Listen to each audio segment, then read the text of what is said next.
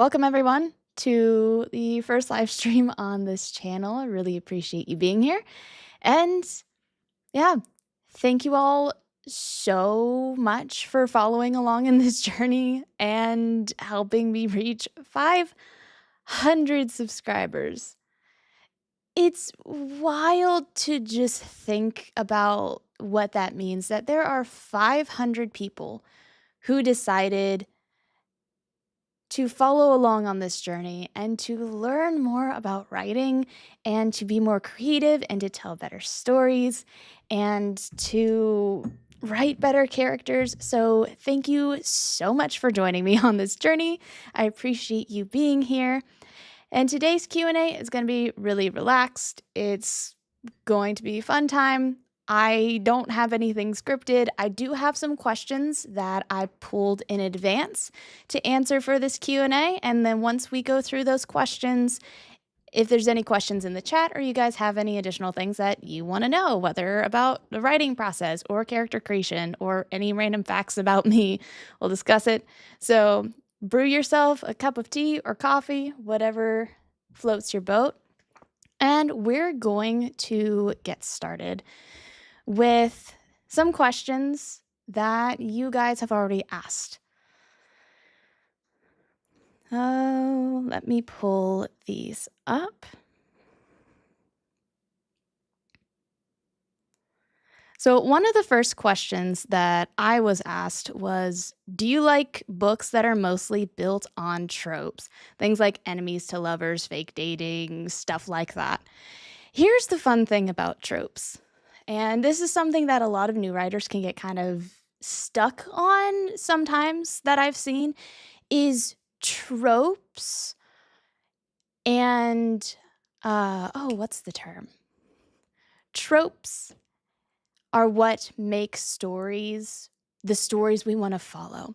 There are patterns in storytellings that different people naturally congregate towards. For example, I love coming of age stories. You can probably see by a lot of the books behind me, a lot of these are young adults.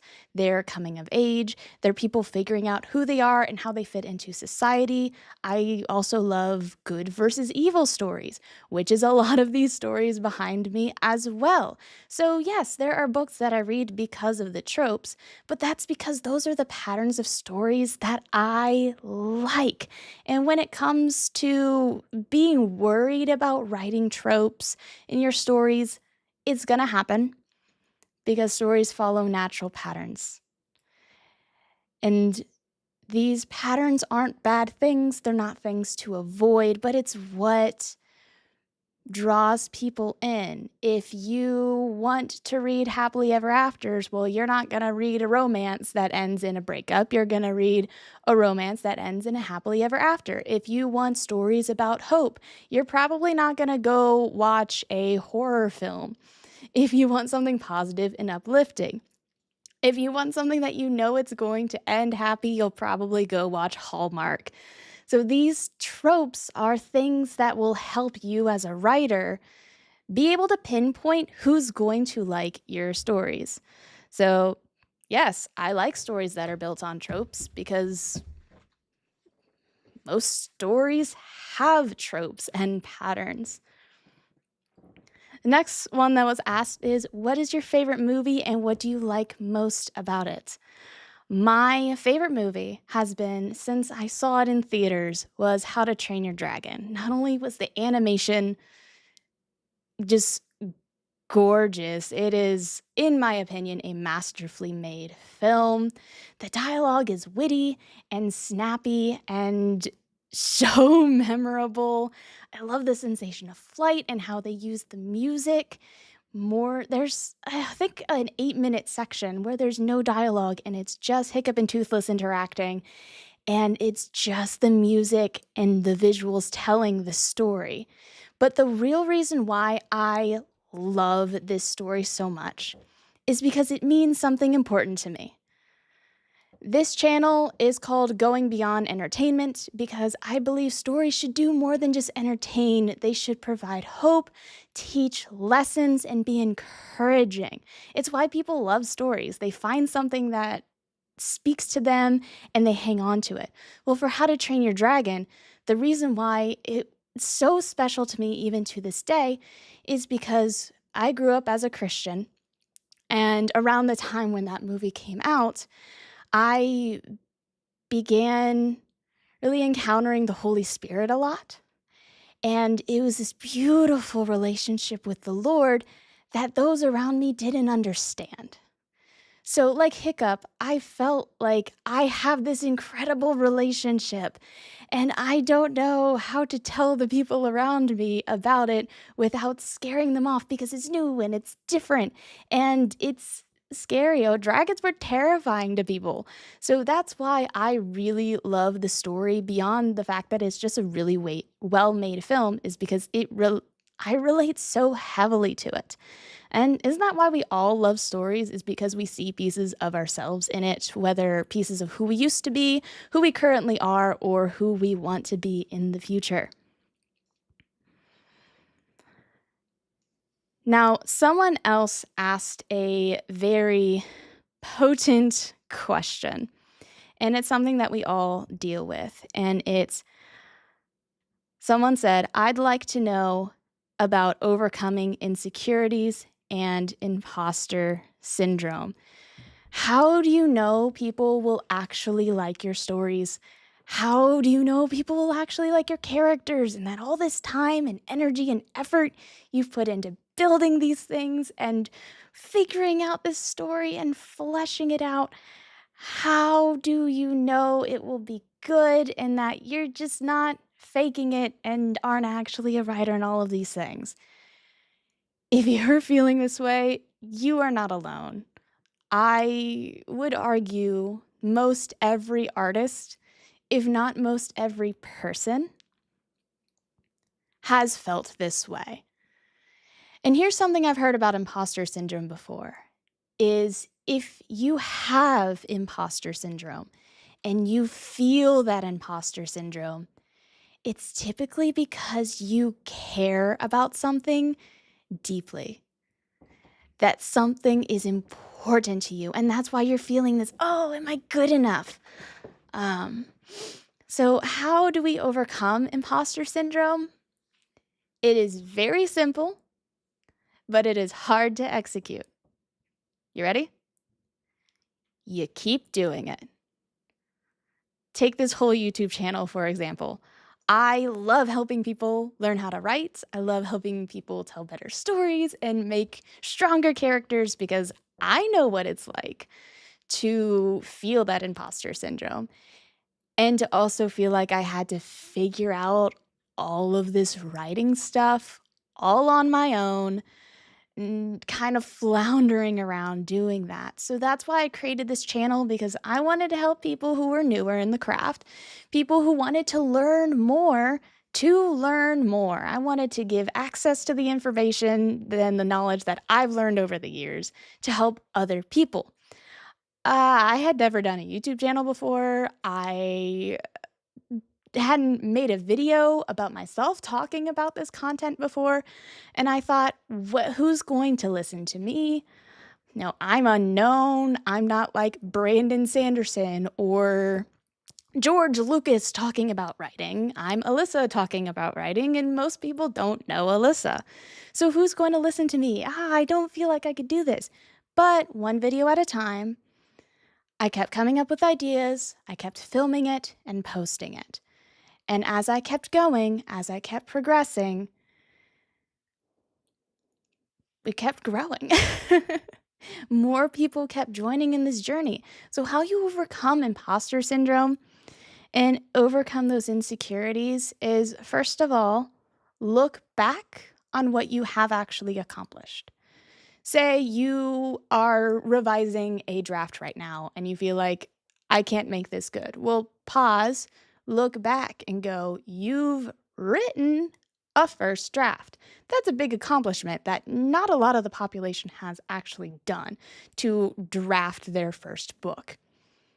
Look back on what you have done and the steps you have taken, and that will help you see that you are doing well, that you're on the right path. Another thing as I mentioned earlier, is you just gotta keep doing it. As you keep progressing, as you keep doing it, you'll just keep getting better. And the more that I've done YouTube, the more confident I've been. I I wouldn't have been able to do a live stream a year ago, probably not even maybe 6 months ago, but I wouldn't feel comfortable and confident being live if I didn't already have those steps in place and that progress in place and that track record.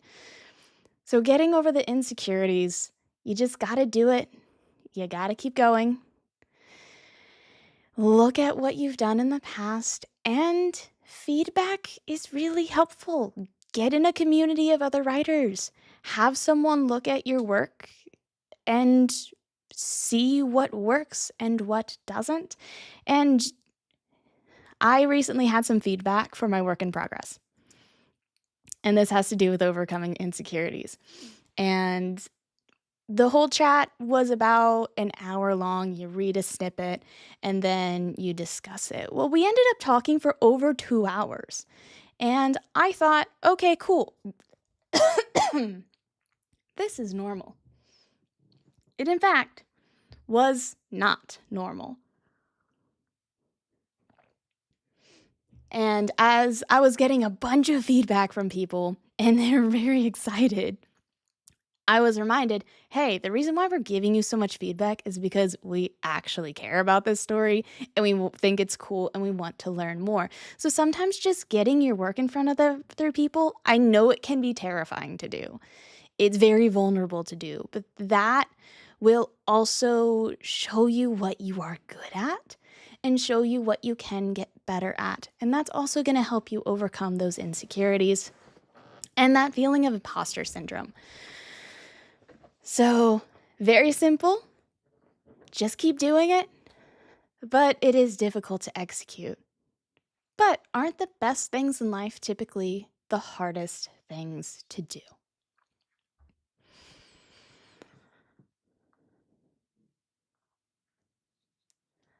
Another question that I was asked is, how do we solve pacing issues in our story?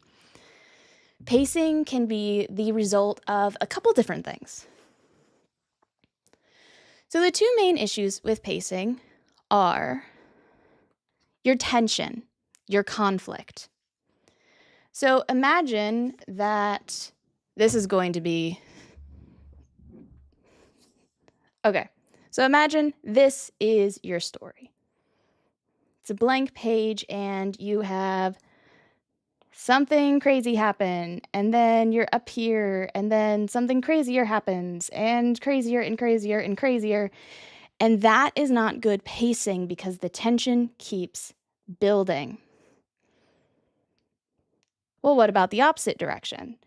If your story starts here and then goes lower and lower, and there's nothing really happening in your story, that's not interesting either. Think about your beats, the tension that's happening in your story, as a heartbeat. You need ups and downs, highs and lows. You can have some moments that are higher, you can have some moments that stay lower. But there needs to be a rhythm. There needs to be differentiation. You need highs and lows in a heartbeat. If not, your story is dead. Don't flatline your story. So, pacing, one of the big things in order to fix pacing is to look at your conflict, look at how you look at your points of tension, and don't be afraid to give your characters moments of pause and relief, especially after something huge happens. If your mentor character just died after this huge fight, big event, your main character nearly escaped, give them a moment to breathe, give them a moment to reflect on what happened and go, what do I do now? Because it's those calm moments are going to make those powerful, exciting, high tension moments even more so.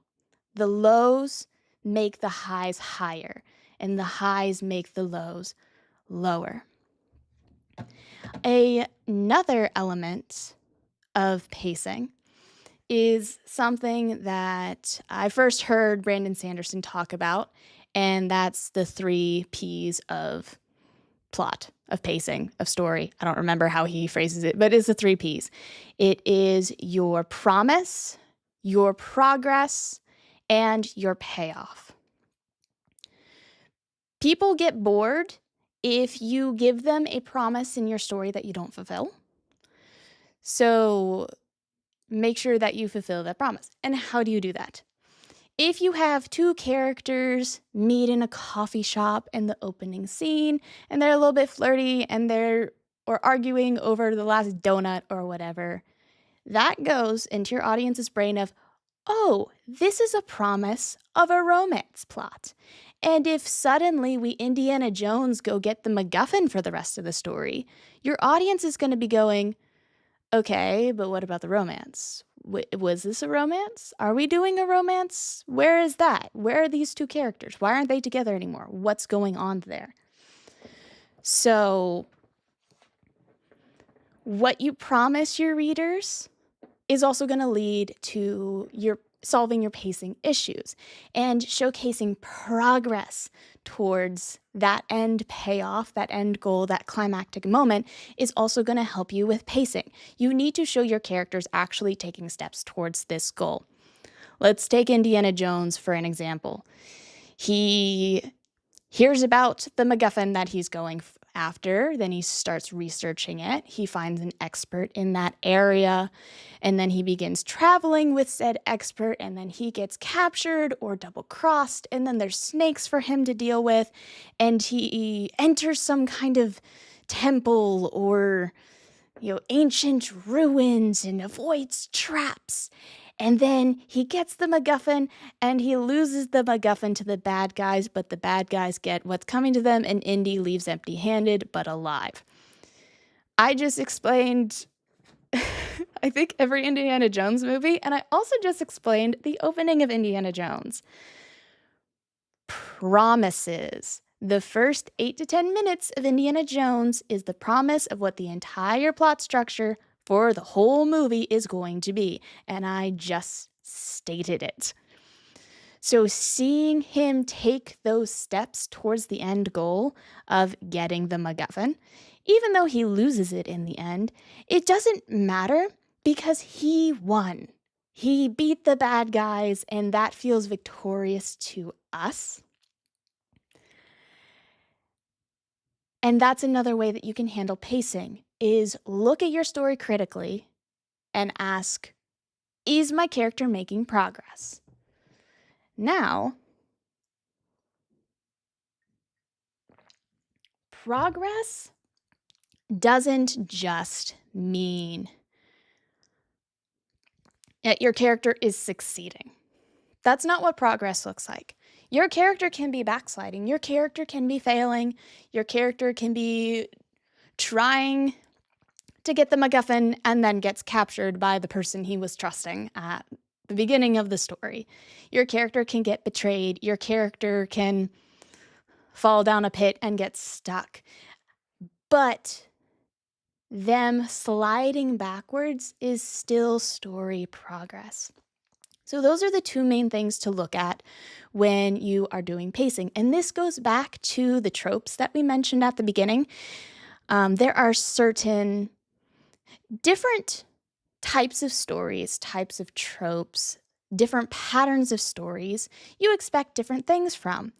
From a heist story, you expect them planning the heist and gathering information and putting the team together and then pulling off the heist. For a romance, you expect a meet cute, and then you expect this will they, won't they, and you expect a date, and maybe it succeeds or maybe it fails. And even if they end up breaking up, you expect them to be together by the end, whether they're married or whatever.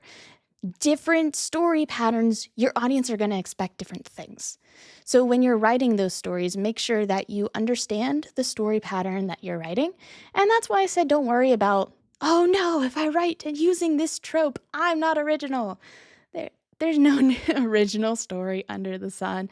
I mean, like, Percy Jackson is completely ripping off the Greek mythology the entire time. We know it and we enjoy it because of that reason. So that is that's how you fix pacing, is by focusing on what it is that you're promising your audience with your story, making progress towards that, and also looking at the points of tension. Do you have more tension and more tension, and it just keeps building and building and building and building? Even for a thriller, you need moments to breathe, or you're going to suffocate your audience with just building more and more. You need points of low in order to make the highs higher, and you need points of high in order to make the lows lower. I think I said that right.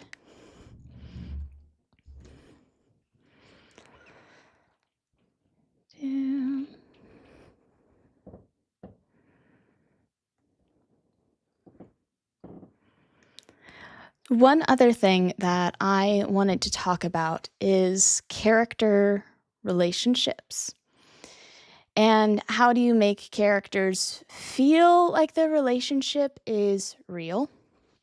How do you make it feel like that what people are reading is it feels real, it feels genuine, it's believable relationships. And this can be something that's tricky when new writers are starting off.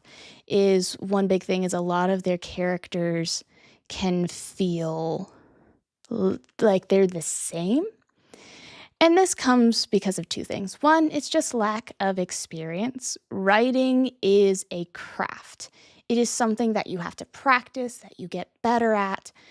Craftsmen used to go to masters, become apprentices, and learn directly at the hands, or directly at the side of a master to learn their craft. And we can do that through, I'm not a master of the craft, but you're coming and listening to writing advice and tips and tricks. You can read books on writing. You can read good books and take examples and learn from what you can see yourself. And when you're writing characters and you want the relationships to feel genuine, making sure that each character has a distinct voice is really important, which comes from practicing writing, but that also comes from learning how people work, from watching different interactions between people, seeing different relationship levels between people. It's going to help build that muscle. And having every character have a distinct voice, having every character having a distinct want and desire is also going to help build making these characters' relationships with each other realistic. You can have two siblings who are having an argument, but if there is that context that they're close, they love each other, that they'll probably end up working through it. They might be a little bit more careful with their choice of words or actions towards each other. Or if they're really upset, they may know the exact phrase to really hit the other one right in their weak points. An argument between two people who know each other really well is going to be different between an argument between two people who don't know each other well. Yes, the things siblings get to say to each other is fun. My current story, it focuses on two brothers, and their dialogue is, I love writing these two characters together. It's so fun. I'm a younger sibling, so the older brother teasing the younger brother dynamic. But then the younger brother can have a couple zingers from time to time and knows how to push the older brother's buttons, but they still love each other and work together. It's fun to write. And that also comes with revisions. Making relationships feel more genuine, especially in dialogue, it comes with time. Sometimes you gotta write a whole bunch of versions of the story in order to figure out who your characters are. And that's okay. And that goes back to just keep going forward, keep pressing on, and keep working on your craft. Because the more that you do, the more confident you'll get, the better you'll get, the more fun you'll have. And we all have those highs and lows. I've about a month or so ago went through a period of time of, can I get this project to work? Like, I feel like I couldn't figure out what needed fixed, where the problems were, if I had to scrap certain whole sections to make things work. So we all go through those highs and lows, but know that if you keep going, you just keep writing, you keep exploring, you keep trying new things, you're going to keep getting better. Ultimately, your book, your art, your painting, that isn't the real art. The real art is you. You're the person who's going to grow the most out of writing your book. You're the person who's going to grow the most out of doing all of this research to make your world as realistic as possible. So keep writing, my friends. And if you have any other questions, that is the end of the questions that I collected beforehand. Go ahead and drop them in I was about to say comments, chat. We're live right now. Go ahead and drop any extra questions that you have in the chat. And thank you for coming. This is crazy to think that there are hundreds of strangers who went, oh, I like what she has to say. I'll follow her. That's wild to think about. And I don't want to just be like, oh yeah, 500 subscribers. I'm doing great.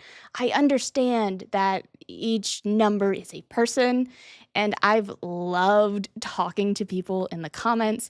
There are certain tags that I recognize because they comment on almost every video, and I really appreciate it. Like, I Like Being Alive and Moonlight's Muse. These are two people that keep showing up, and I really appreciate seeing your comments and the conversations that we have. So if you have any other questions, feel free to put them in the comment. I keep saying comments in the chat. Different terminology for when you're live streaming.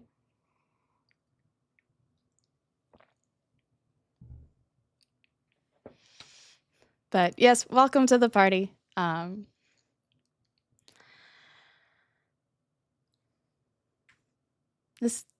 Thank you. And I also want to hear from you. What videos would you like to see? You guys have been leaving me some great comments, some really cool, inquisitive questions, and I've been starting to make videos based off of those. Some of the previous videos was based off of someone asking about Frodo and Sam's relationship, so I dug into that relationship more. There was a previous video and I'm now blanking on it. So someone asked for like dialogue tips. So I made a video about that, but I'm here because I want to help you all to the best of my ability get better at writing. Writing can feel very lonely, and it can be really hard to feel like you're making progress. And there's so many different techniques for writing. Oh my goodness, even the difference between being an outliner and a discovery writer, and that is a whole spectrum of differences between the two. There's so many different techniques. And that's one of the biggest things is when you're learning how to write or when you're learning anything is absorb as much information as you can and try stuff. I was taught to use Save the Cat to outline. I realized I did not like it. It did not work for me. And then I went on this whole, okay, well, how do I outline and plot things out? And I found ways that work for me. And it takes elements from a bunch of these different techniques. So don't be afraid to try a bunch of different things. Some things just take time, and the other thing is you can absorb as much information about writing as you want to, but you're not going to get better until you actually sit down and do it. It's a hard truth, but that's the only way you're actually going to get better at writing. How do I know this? Because I spent years absorbing information and being too scared to write. And then I kicked my butt into gear and have been writing near consistently, near daily for probably over two. I have a tracker that keeps track, but consistency is key to getting better.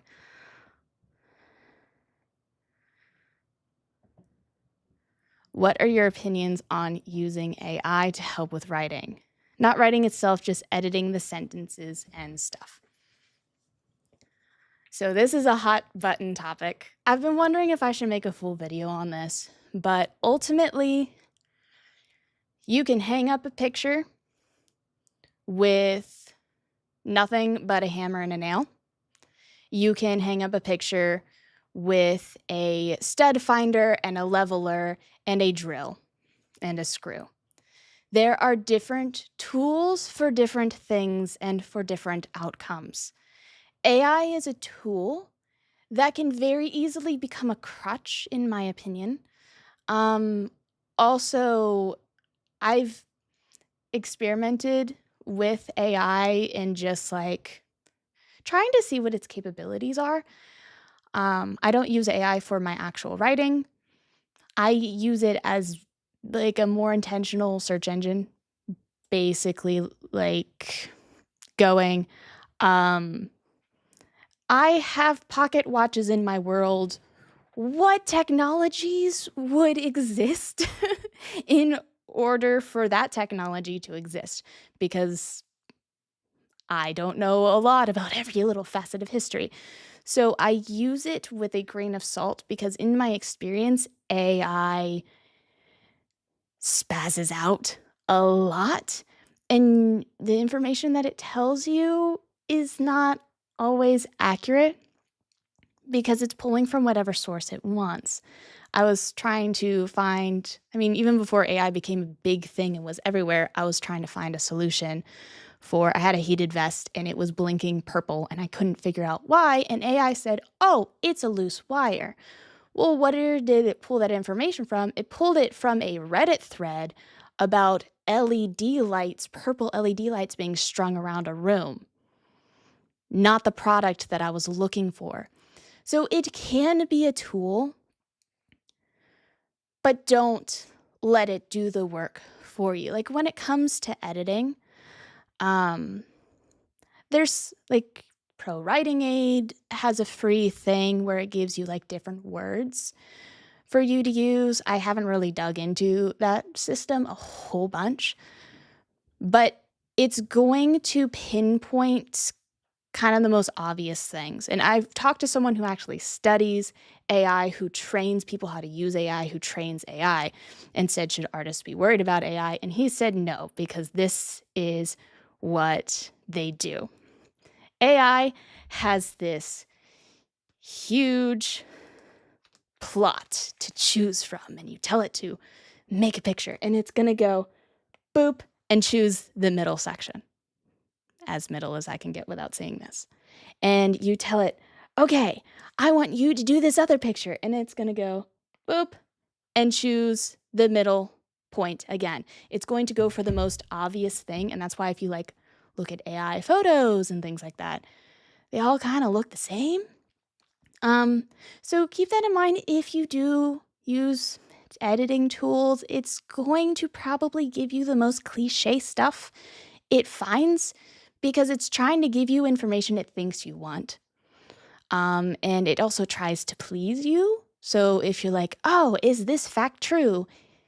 It tends to have a tendency to say yes as opposed to no. Depending on how you enter it. So it's a whole thing. I've not dug into it really heavily. I'm not an expert on it. I would recommend doing the work yourself because you will learn so much more than relying on a tool. Like I said, you can use a hammer and nail to hang up a picture, or you can use a drill. The drill will be a lot faster. But if you aren't ready for the power that a drill holds, it can cause a much bigger hole and problem if you don't know how to use the tool properly and if you're not careful with it. So that's my opinion on AI and writing. I say personally, don't let it write your stuff, because then you don't grow as the artist if something else is doing it for you. But editing sentences, coming up with other words. One website that I love, I use all the time, is Word Hippo. It is a synonym website, but it gives you like dozens of synonyms per meaning of the word, and it's fabulous. I use it all the time. I use that site all the time when I write.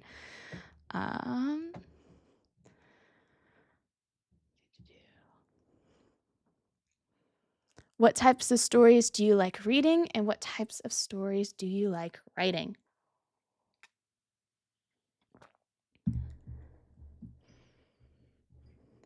Yeah. AI will make it sound as it will try to make it sound like everything else. It's not artificial intelligence. It's a language learning model, learning language model. One of those phrases in one of those orders. So it's not actually intelligent. It's just like a super hyper search engine. It could be used for, it could have its uses. But back to this previous question is, what kind of stories do you like reading? What kind of stories do you like writing? Well, I really like fantasy, and I really like stories with hope. I don't tend to read or watch stuff that ends in hopeless situations, or even if something's bittersweet, if it has hope in the end, I appreciate it. I like stories that really dig into characters. So I prefer stories where the focus is more so on the character and their change and their growth, as opposed to all the events that are happening. Like recently, my husband and I went to go see Anastasia, and I really enjoyed it, and he didn't really enjoy it. And this is when we realized he likes stories that follow events where stuff is actually happening. And I prefer stories of, characters figuring out who they are and growing and all of these kinds of things. And that play is very much, they're in the city. They are in this city. She meets possible grandma. Like, not a lot of stuff happens, but a lot of growth. So I love character growth. I love stories that really focus on character growth and good character relationships. That's why The Lord of the Rings is fabulous.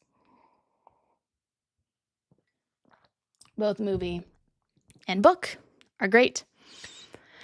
And the kind of stories I like writing, it's the same. I like showcasing growth. I really like telling stories of hope in adversity. When you look at the stars in the night sky, if you're in a city surrounded by lights, you can't see them well. But when the night is darkest, when you can hardly see the hands in front of your face, that is when the stars are the most beautiful and brilliant and colorful and plentiful. That's when you can see them the best. When it's darkest, the stars are the most beautiful. And that's kind of my philosophy with writing. So my stories tend to be on the emotionally heavier side of things. There's certain, I don't like reading, watching, or writing certain content. So all of my stuff usually tends to be on the PG-13 family side of things. cleaner side of things, but I like seeing characters overcome adversity because we need that hope, that there is hope at the end of the day, that there is light at the end of the tunnel, that there is a reason to keep going and to keep growing.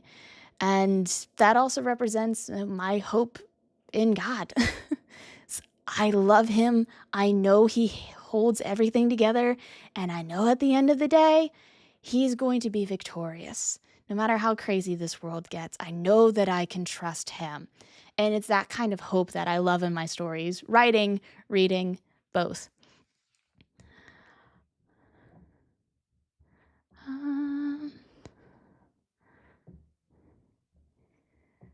Let's see. AI as a notebook. I mean, that's one way to use it. Whenever I do like I mentioned earlier, the technology thing, like what technologies would exist leading up to this technological point? I try to not say anything specific about my stories just because I want to keep it not feeding algorithm kind of thing. But yeah, do you guys have any other questions? Writing, characters. I love characters so much. Most of my videos are about writing better characters because people are interesting. And that's one really cool thing about books is you can get into someone else's head and see how someone else thinks. It's if I ever went back to school, I would probably study psychology, but I have no intention of doing that. But, digging into characters' minds, seeing why people work the way that they do, seeing characters overcoming adversity. That's why I love stories. That's why, like, The Lord of the Rings is one of my favorite stories because it is a band of men from all over the world, from a bunch of different nations, from a bunch of different races, from different walks of life. There are kings, there's royalty, and then there are gardeners all coming together and unifying over one goal. And through that, they become brothers. And I love stories where people grow closer to each other and this band of brothers is formed in order to overcome adversity.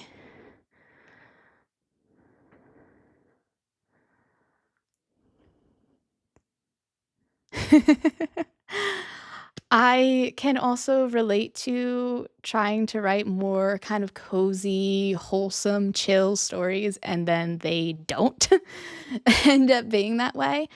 And with that's totally fine. That's totally okay.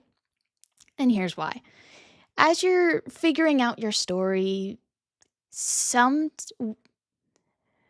have you ever had your characters just kind of run off with the story and do their own thing and you're like, "No, come back. What are you doing? Where are you going?" Yes, found family. I love found family stories so much. But like your characters are running off going, "Wait, no, what are you doing? Where are you going? Come back." The plot is not going that direction. That is a good indication that you understand your characters and your world well enough that it's clicking and the real story is showing itself. It's not some magic like, "Oh, I'm a great writer now." It's you've done the work and put in the effort in order to get to the point with this story that can run away with.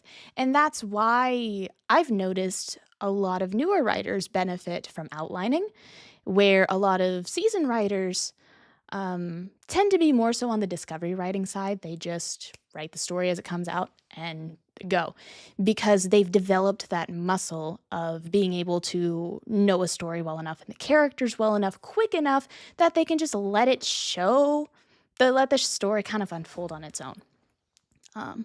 So if you do write this, if you have the intention of writing like this cute, cozy, wholesome story, well, and it's deciding to go a little bit darker, there's a couple ways to fix this. One, you run with the story it's telling you, or two, you set up parameters. I have this cute little cozy fantasy that I work on whenever I need a break because my current work in progress is heavier, deals with a lot of deeper emotions. And one thing that I have for this cute little cozy fantasy is I gave myself the parameter, the rule, that violence isn't an option. Magically, plot-wise, violence isn't allowed. And because I've set that parameter for myself, I have to come up with conflict that doesn't rely on violence, that doesn't rely on people getting in fights or whatever. So it becomes a lot more fun and lighthearted because I gave myself that parameter. So yeah, those are two different options that you can take. Just see where the story goes, or you give yourself stricter parameters to stick within something.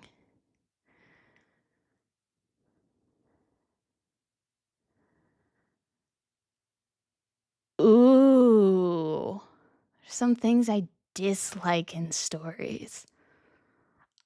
I ranted on this in one of my videos. This is a trope I can't stand. I cannot stand love triangles. Drives me crazy.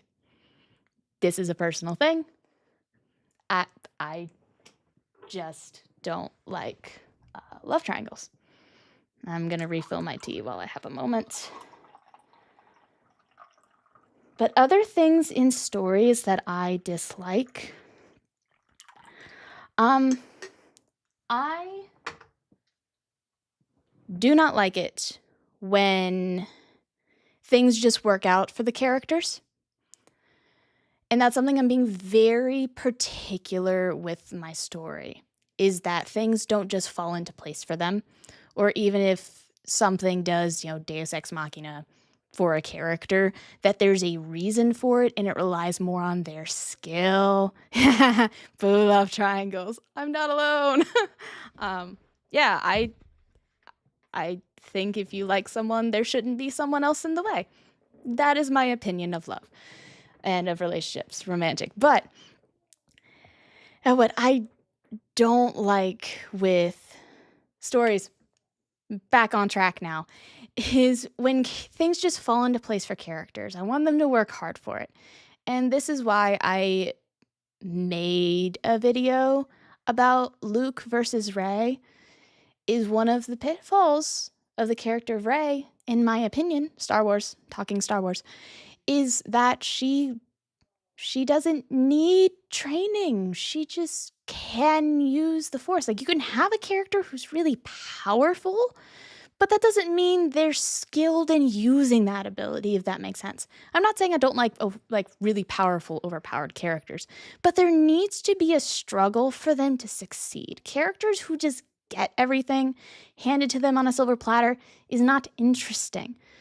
So I don't like when things just work out for characters without their input. I also don't like stories where it feels like you can pull out the main character and literally insert anybody else and the story still would function. That's something that can be referred to as like plot driven. I like when the characters make a choice and it actually impacts the world, it impacts the plot, it impacts the stories, instead of remove, insert whoever. So those are a couple things in stories that I dislike. Let's see.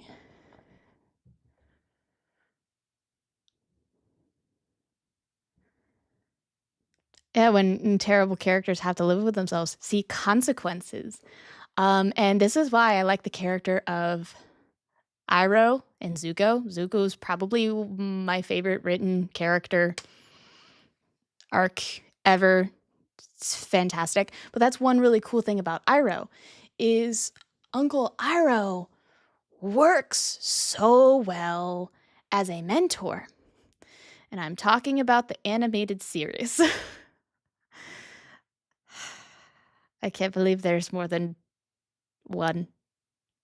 Anyways, the animated series, Uncle Iroh, why he works is Iroh was not a good man. He made a lot of mistakes. He did a lot of bad things. And he doesn't let that define him in the point of the series that we're introduced to him. Iroh has grown because of his mistakes. He's made peace with his past, and he doesn't let his past evils define who he is today and who he can be today. And that's why he's such a powerful mentor for Zuko, is because Zuko needs someone who can show him it doesn't matter what you've done or who you are now. There's light at the end of the tunnel. He literally had this conversation with Aang. There's light at the end of the tunnel. Even if you can't see it, there is hope for change.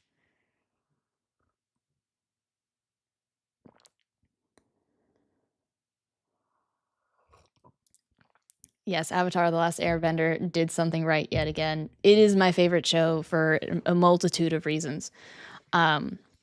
Which is why I made like 5 or 6 videos about different characters when roughly around the time that I started this channel, because there's so much to learn. So yeah, if you want to hear me blab about Avatar, go check out those videos. I believe they're all in a playlist. But characters who, deal with their consequences, they actually grow because what they do matters. Wow, what a concept. Yes, Rey won her first lightsaber battle with someone who was trained for years.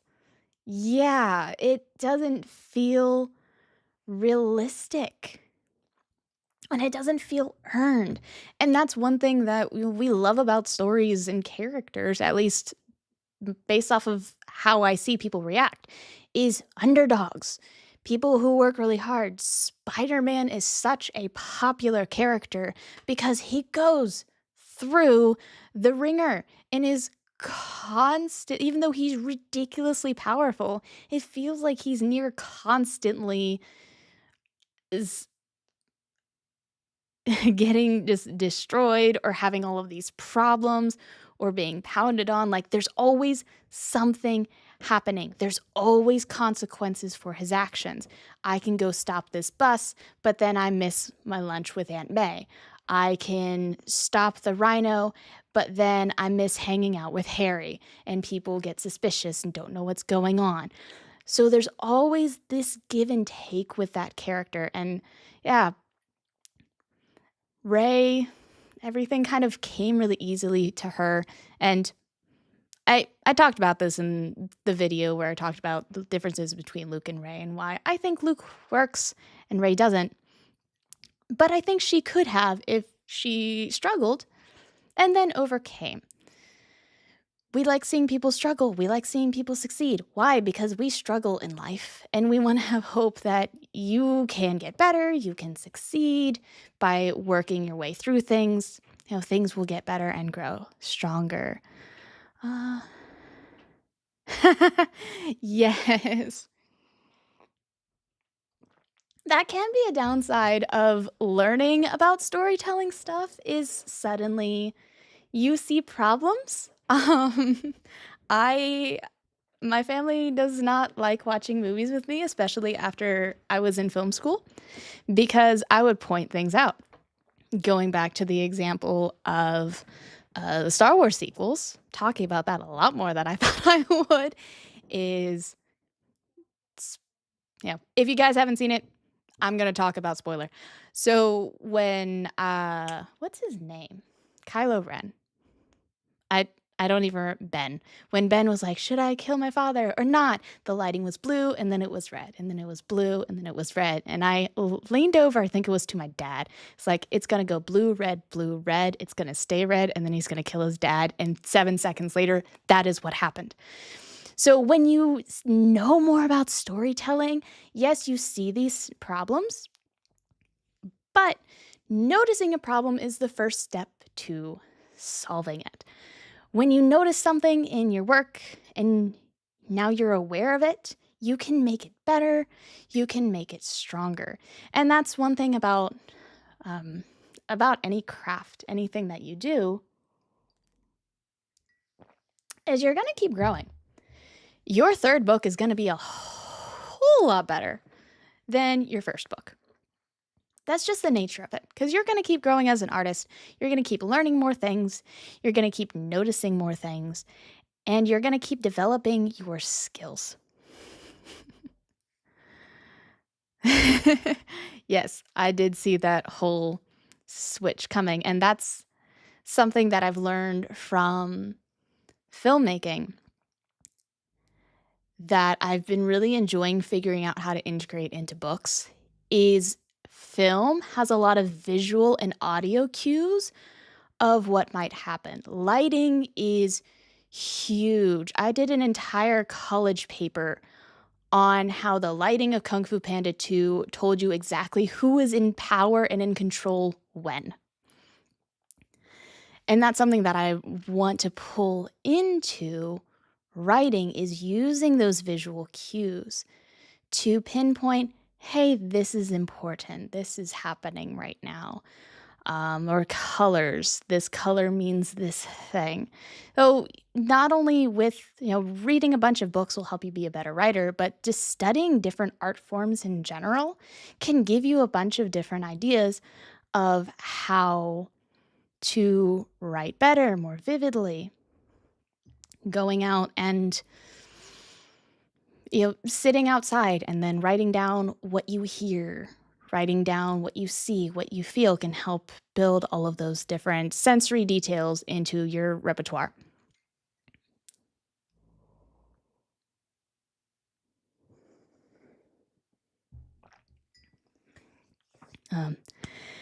Yeah. Do you all have any last questions? Because I can keep I can keep talking about stories all day. Yes, writing for animation is going to focus on lighting and things like that. That's going to be a very powerful asset for you if you're doing anything visual arts for your writing. Going to the Kung Fu Panda example, Kung Fu Panda, well, I haven't seen the fourth one, but the first 3, Poe's lighting scheme is gold. So when he's in power and in control during that scene, because he represents hope, gold lighting is always prominent. But one thing I really like about the second movie is, what is the peacock's name? Shen, Lord Shen, I think. It's been a while since I've seen it. But his color scheme is white and red. That's not just a color scheme for his character, that is his lighting color scheme. And when there is white light more prominent, he's in control. But what's really cool is his shadows are always red. So that opening scene where he's taking out the masters, they are standing in his red shadow because he has power over them. When he's the most powerful towards Shen, yes, Shen, thank you. But when he's the most powerful, those scenes are completely lit in pure red, and the little sparks of hope that Poe gives is a little bit of gold, but when Poe gets defeated, everything is red. But when Poe comes back, all the red vanishes and there is gold. And they use this because torchlight, they have emanating red light, and then when the sun comes up, it's literally a golden sun, even though technically a sunrise is blue instead of gold. But when you're doing anything with visual media, lighting is powerful, but you can also use this in your writing. There's one portion of my book that I am using lighting in kind of a fun way. Well, kind of lighting mixed with rain. And usually rain represents like change, sadness, when people are sad, when things are bad for them. It rains, making everything worse. I actually have, leading up to a really terrible event, be golden sunshine. And then once that event ends and my character can actually like be calm because he dealt with it, then it starts to rain. I just thought that was a fun way to kind of flip it, and I've gone through this. Now I can rest because like rain and snow, it forces people inside. It forces people to slow down. So using different elements like that and things of those nature, you are patterns. Rain is cleansing. Rain is messy. Rain shows up when characters are sad, upset, defeated. Rain means change. It can be a form of baptism, dying to one's old self and becoming someone new. These kind of symbolic things are all throughout literature. You can, once you're more aware of these kind of patterns, just like with tropes, you'll become more, you'll be able to notice it in what you read, what you watch, but you can also add it into what you write.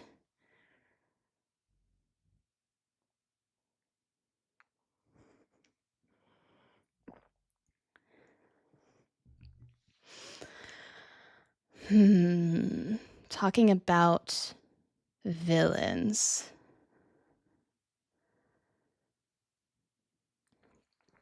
How do you make villains more impactful to your stories instead of just, it's a bad guy, must stop the bad guy?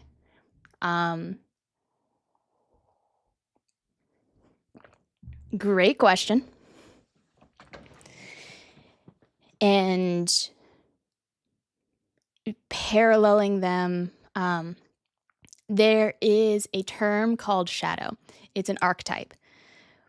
It's a character role where a shadow is who the main character could become if they made different choices, such as Luke could have become Vader if he killed the Emperor. Yet he decided not to. Harry could have become Voldemort if he was more selfish than selfless.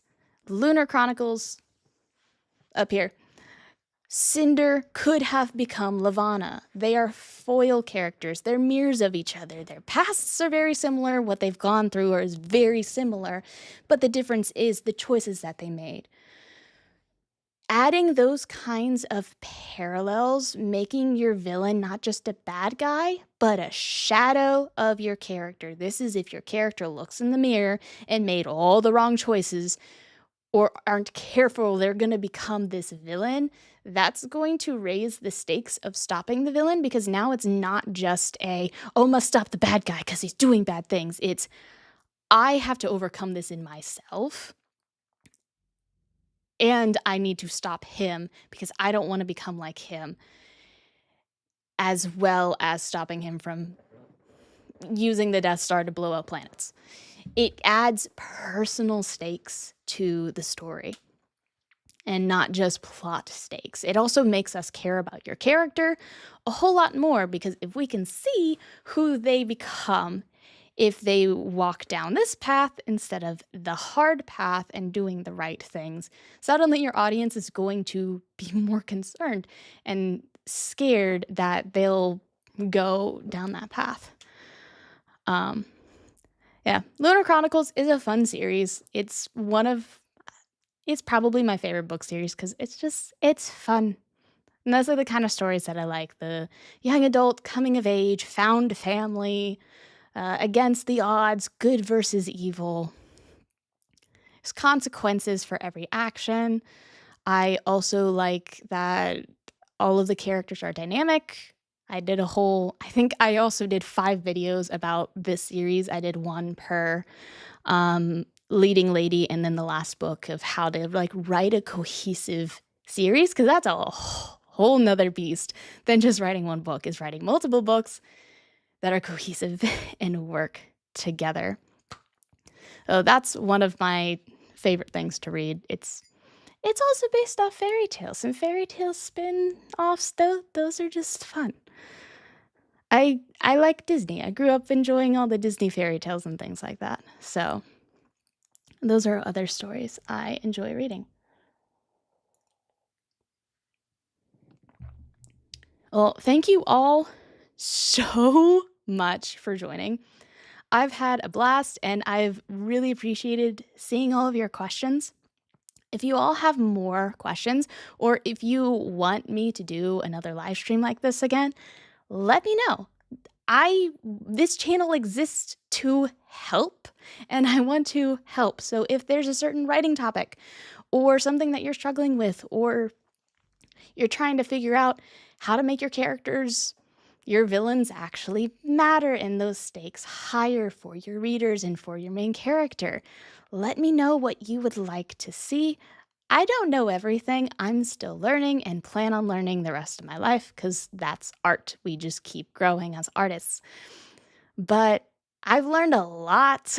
I've studied a lot of stories, and my brain loves to pick apart stuff when I'm reading or watching it. I can't just sit down and watch something for fun without picking it apart. Like, I tried to do that with Mulan and went, oh, all the character introductions, and then I made a video about it. So things like that. But if you have any questions, if there's anything that you want to learn more about, or a topic that I've mentioned or that you can think of that you want to see me dig into, let me know. Comment on any of the videos. I read every single comment. At this point, I'm able to, but I read all of them, and I want to help. So let me know if you like this Q&A and you want more. Let me know if you would enjoy doing like a write with me session, or whatever content you would appreciate, whatever not stories, whatever videos, topics you would like. Let me know. Thank you so much for joining and chatting. It's been great to go back and forth and to see all your chats. I keep saying comments, to see all your chats pop up. It's been a lot of fun. I like engaging with you all. So thank you guys so much. Have a great rest of your weekend, and happy writing.